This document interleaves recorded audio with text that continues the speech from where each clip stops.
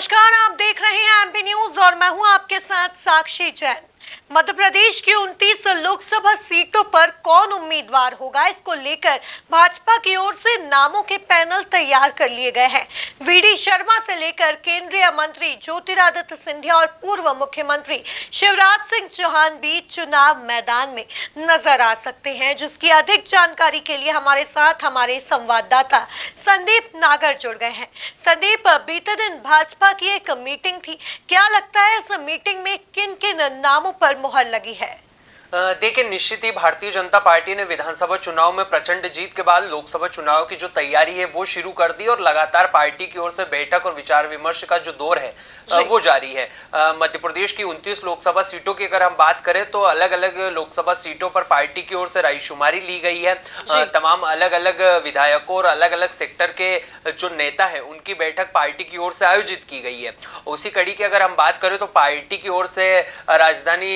भोपाल में एक बड़ी बैठक आयोजित की गई थी, जिसमें तमाम उन पार्टी के चेहरों को और तमाम उन पैनल के ऊपर चर्चा की गई है जो कहीं ना कहीं लोकसभा चुनाव में उम्मीदवार हो सकते हैं। अगर हम पार्टी की बात करें तो पार्टी की ओर से आयोजित इस बैठक में मध्य प्रदेश की 29 लोकसभा सीटों पर एक एक करके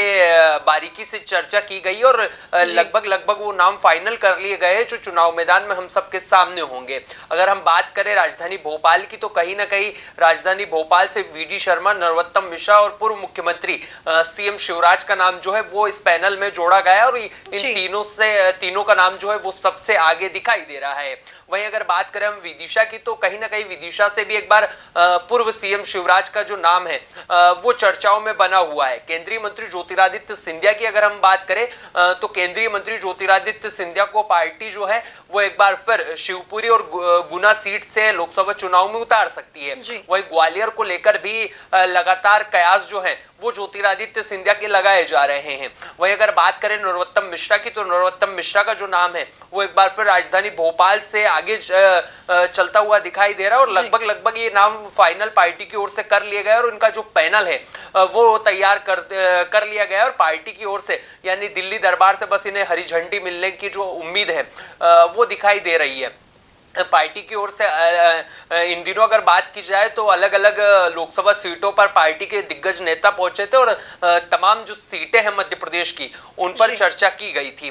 छिंदवाड़ा को लेकर एक विशेष रणनीति पार्टी की ओर से बनाई गई है। वहां पर भी जो रायशुमारी हमको देखने को मिली थी उसके बाद में पैनल तैयार किया गया और जो एक सीट कहीं ना कहीं भारतीय जनता पार्टी पिछले लोकसभा चुनाव में हारी थी उसको लेकर भारतीय जनता पार्टी की ओर से एक विशेष रणनीति तैयार की गई और वहां पर लगातार बैठक विचार विमर्श करके वहां भी पैनल तैयार कर लिया गया और लगभग मध्य प्रदेश की 29 लोकसभा सीटों पर 2 से 3 नाम पार्टी की ओर से डिसाइड किए गए और उनको लेकर दिल्ली दरबार में हामी भरी जाएगी और उसके बाद में ये सीट जो है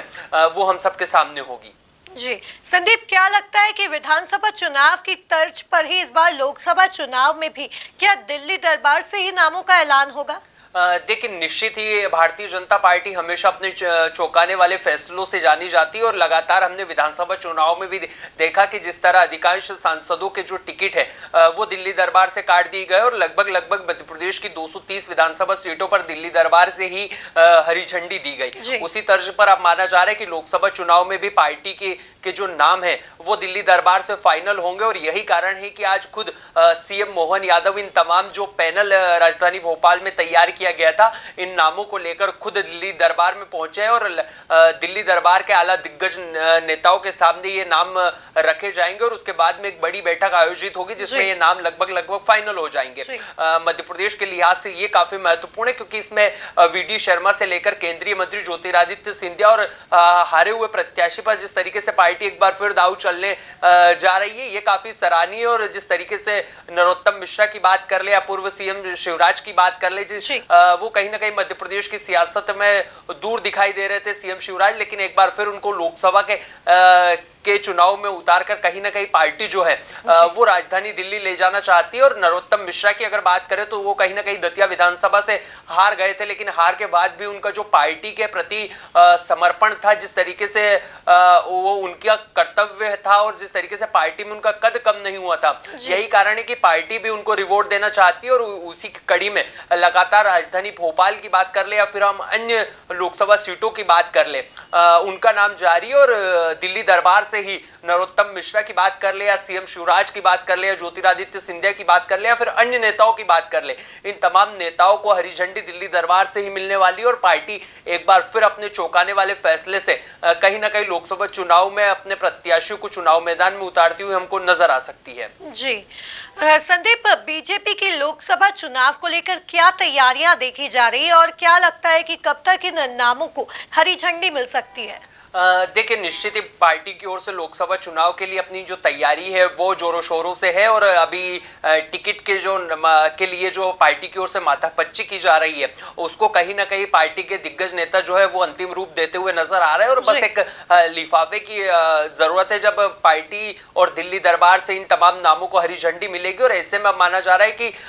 मध्य प्रदेश की 29 लोकसभा सीटों पर अधिकांश जो सांसद है उनके कहीं ना कहीं पार्टी टिकट काट सकती है। हम बात करें उन सांसदों की जो कहीं ना कहीं वर्तमान में दिल्ली से थे, लेकिन केंद्रीय मंत्री नरेंद्र सिंह तोमर हो या फिर प्रहलाद पटेल हो या फिर कैलाश विजयवर्गीय हो, ये कद्दावर नेता हैं। इनको कहीं ना कहीं पार्टी ने विधानसभा चुनाव में उतारा था और उसके बाद में इनकी जो सीटें हैं वो खाली थी, तो इनको लेकर भी पार्टी काफी सोच विचार करती हुई हमको दिखाई दे रही है। अगर लोकसभा की हम बात करें तो पार्टी की ओर से अपने तमाम प्रत्याशियों के जो पैनल है वो फाइनल कर लिए गए। और जिस तरीके से मुख्यमंत्री मोहन यादव और वीडी शर्मा दिल्ली में पार्टी के दिग्गज नेताओं से मुलाकात करेंगे, उसके बाद में ये जो फाइनल नाम है ये हम सबके सामने आ जाएगा। और ऐसे में माना जा रहा है कि मार्च में पार्टी जो है अपने तमाम 29 प्रत्याशियों को चुनाव मैदान में उतार सकती है और 15 से 20 दिन के अंदर ही अंदर ये नाम फाइनल कर लिए जाएंगे और सभी नेताओं को चुनाव मैदान में उतार दिया जाएगा। अगर हम बात करें तो पार्टी के जिस तरीके से पैनल तैयार किया गया है उसी हिसाब से ये नाम हो सकते हैं या हो सकता है कि कुछ परिवर्तन भी किया जाए, क्योंकि पूर्व सीएम शिवराज की लगातार छिंदवाड़ा से भी चुनाव लड़ने की जो चर्चा है वो मध्य प्रदेश में तेज है। तो कहीं ना कहीं इंदौर लोकसभा सीट से एक बार फिर कैलाश विजयवर्गीय से लेकर इंदौर महापौर पुष्पमित्र भार्गव को भी एक बार फिर चुनाव मैदान में लोकसभा के उतारने की जो चर्चाएं हैं वो जारी है। वही अगर अन्य सीटों की हम बात करें तो लगातार पार्टी के सूत्र ये दावा करते हुए नजर आ रहे हैं कि पार्टी के जो निचले स्तर के कार्यकर्ता है कहीं ना कहीं उनको भी चुनाव मैदान में उतारा जा सकता है। और ऐसे अनेक विधायक है जिनको कहीं ना कहीं पार्टी लोकसभा चुनाव में टिकट देकर चुनाव मैदान में उतार सकती है। यानी कि कुल मिलाकर कहा जा सकता है कि लोकसभा चुनाव में जिस तरीके से विधानसभा चुनाव में पार्टी ने चौंकाया था, ठीक उसी प्रकार से एक बार फिर पार्टी लोकसभा चुनाव के लिए निर्णय ले सकती है और एक बार फिर मध्य प्रदेश के मतदाताओं को चौंकाती हुई पार्टी नजर आ सकती है। जी, कुल मिलाकर अब देखना यह होगा कि पार्टी भाजपा जनता पार्टी अपने नामों का ऐलान कब तक करती है। तब तक के लिए आप बने रहिए एमपी न्यूज के साथ। नमस्कार। एमपी की नब्ज, एमपी का हाल, मध्य प्रदेश की हर खबर एमपी न्यूज टीवी के साथ। लगातार खबरों के लिए सब्सक्राइब करें हमारा YouTube channel MP news TV. Latest updates के लिए बेल आइकन दबाना जरा भी न भूलें।